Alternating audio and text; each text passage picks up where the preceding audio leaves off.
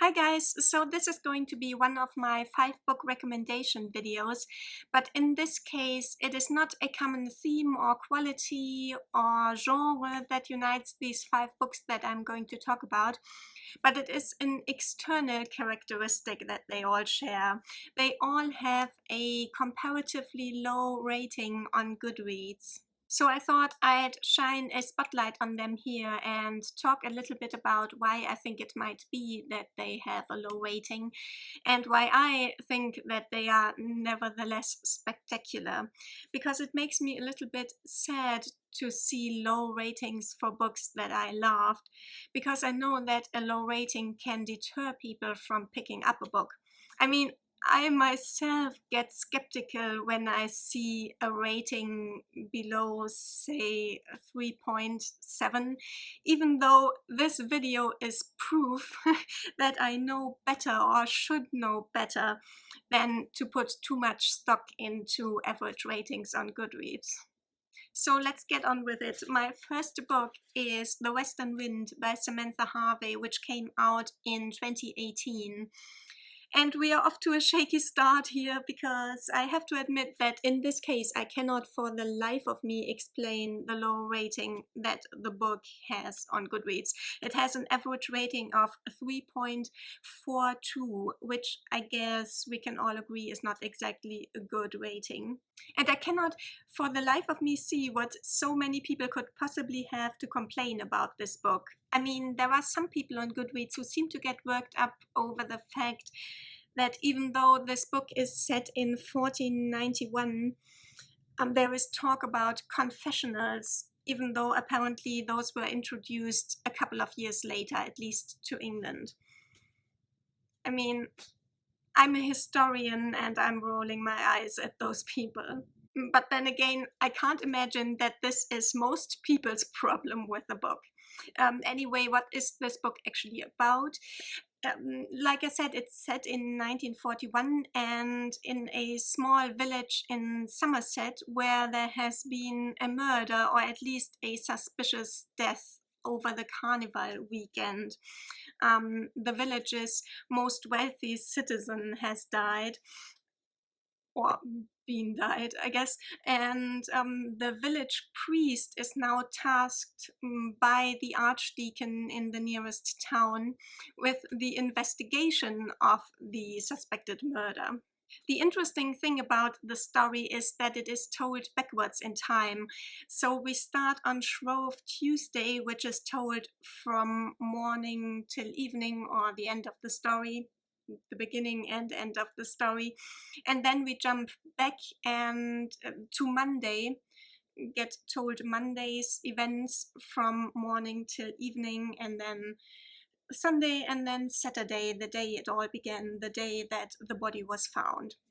This is a bit gimmicky because there is nothing in the story that really demands this structure. However, I found that easy to forgive, because what Samantha Harvey does with this concept is just so clever and so accomplished. Because this backwards progression makes us constantly reevaluate the images that we have formed of the characters and the reasons for their actions when they and their backgrounds and their circumstances are slowly revealed to us. And I think that it's not just very clever, it's also very instructive in a way. It's a good lesson for life. And when we finally arrive at the beginning of it all, it leaves us absolutely devastated. This was one of my favorite reads of 2019, and I hope that a lot more people pick it up and aren't deterred by the low average rating on Goodreads. My second book is another historical novel, but this one set in the 20th century. It's Island Madness by Tim Binding, and this is set on Guernsey during the German occupation during World War II. This has a similarly low average rating to The Western Wind. It's 3.43. And I think the reason for that is that this is not the kind of feel-good World War II fiction that is so popular in the US and the UK and makes readers feel good about themselves. But this is rather a very realistic and sometimes uncomfortable picture of a population under occupation and how different people in different circumstances react to that situation and make do in that situation, and how they survive or they don't survive or even thrive in this situation. I guess you can see what I mean by sometimes uncomfortable. But this is one of the best historical novels that I've read, and I picked it up precisely because I wanted to read something about the occupation of Guernsey, but I wasn't really very keen on that Potato Peel Pie Society book because I suspect that this is one of those feel-good books, you know. So I picked up this one and I wasn't disappointed, and I hope that a lot more people pick it up. It has very, very few ratings on Goodreads. I think 360 maybe. And this is really a shame because it is a very good historical novel and I wish it were more popular. My third book is The Buried Giant by Kazuo Ishiguro. Now this has a slightly higher average rating, 3.54, but I think we can all agree that that is still a pretty low rating, especially for an Ishiguro book. I think the reason for the low rating is that, or reasons, plural, is that some people went into it because they were promised fantasy and then it wasn't really and it was weird. And others went into it being readers of general fiction and then there were some fantastical elements in it and it was weird. And it is weird and it isn't easy to get into, but it is also so cleverly done. It is classic Ishiguro about memory, in this case about the question of what might be the best and most effective or even most humane way for a community to deal with the memory of a horrible shared past, a horrible episode in recent memory. And it also deals with the question of if and how there might be or might have to be differences between how people personally deal with that, with the bad memories, and how the collective, the community as a whole, deals with it. Bonus recommendation for German viewers.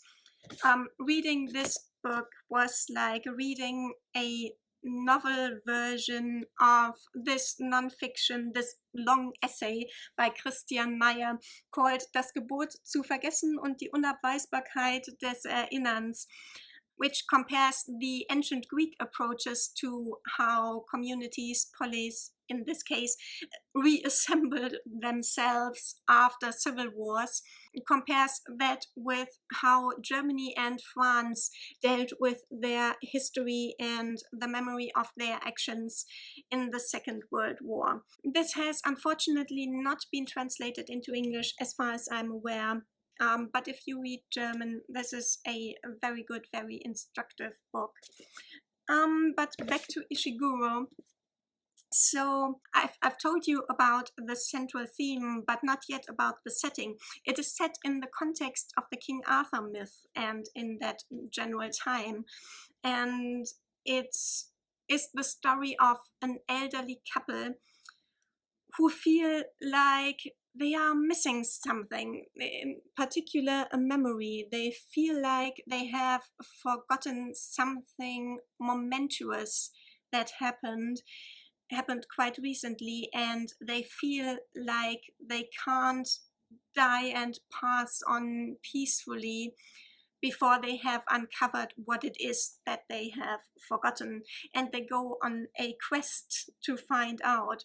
And this quest is very reminiscent of an Arthurian adventure epic poem from the Middle Ages, like Sir Gawain and the Green Knight, or the French and German Arthurian epic poems like Eric and Ewain.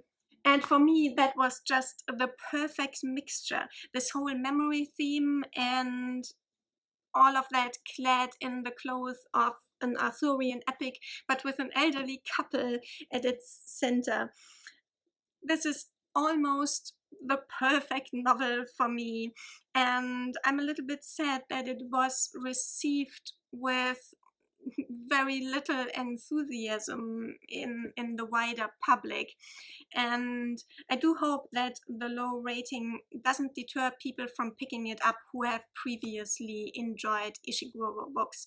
I think that if you are interested in this theme of memory that he often or almost always explores in different ways, I can't imagine that you will be disappointed by how it is dealt with in this book. It is so cleverly done, I think. Second to last book, Black Leopard, Red Wolf by Marlon James, with a sorry average rating of 3.43. This is a fantasy story set in sub-Saharan Africa, or a fantasy equivalent of that, and it feeds on myth and folklore and history from sub-Saharan Africa. It's a quest story, and it's a relatively classic tale at its heart. So a boy or young man leaves an unhappy childhood home and discovers the wider world and finds a career path by exploiting a superhuman quality that he has. He has an extremely sharp nose, and he uses that to find people for money. And in the story at the heart of this book, he is hired together with a small group of people to find a boy who has been abducted. And it all goes spectacularly, tragically wrong. Rocks fall, everyone dies. And that is not a spoiler. The book actually begins with the words, "The child is dead." And this is one of the very few cases in which a book that is a myth retelling or feeds off of existing real-world myth actually does justice to myth and to the nature of myth. It is just as brutal, just as bloody, and just as unfair as myth always are, always have been. And I think that is the problem that most people have with this book, because this is not a sanitized YA compatible version. It is not a fun grimdark romp through sub-Saharan Africa, and neither does a social justice ninja pop up at the bottom of every page to point the finger each and every time one of the characters said something that is problematic to modern sensibilities. The author leaves that for the reader to figure out for themselves. And I'm so looking forward to the second book in the trilogy. This is the first book in the trilogy. The next book will come out next February, and it will actually tell the same story, the story of how this group of trekkers went after the abducted boy and how it all went wrong. But it will be told from the perspective of an enemy of our protagonist from the first book, or at least a person with whom he didn't get along. And this is yet another way in which Marlon James does justice to myth and mythology, because we all know that for almost every story in mythology, there exist different versions and different traditions. And I hope that the trilogy keeps being just as wild and savage and brilliant as the first book has been. And for my last recommendation, I actually picked a German book, and one that I don't think has been translated into any language, not that I'm aware of. So if you don't read German, you might want to tune out here. You may leave the classroom. Goodbye for now. But I will keep on talking in English just in case. So the book is Pulsarnacht, Pulsar Night, by Dietmar Dath, and it is a science fiction novel set in space in the far future when humans have colonized space. In particular, they have built a world around a pulsar. And the thing is that we are now, the universe is now approaching a momentous, near mythological event that can't really happen, but will nevertheless. Every pulsar in the universe is going to stop pulsing at the same time. So therefore, a pulsar night is going to happen, although it's going to last for a fraction of a second, maybe a fraction of a nanosecond. But in the event that that event occurs, that will be a problem for the civilization that has been constructed above the surface of this one particular pulsar. So that would mean the end of that particular world, but all kinds of other things might happen during Pulsar Night.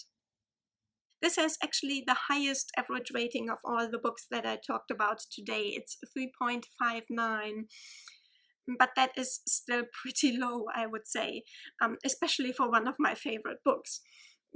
And the problem with this book is, I think, that it is not just mindless popcorn science fiction adventure in space. And Dietmar Dath has also put a lot of his socio-political views into this, and I'm guessing that that also antagonizes a couple of people. But it happens to be exactly what I like.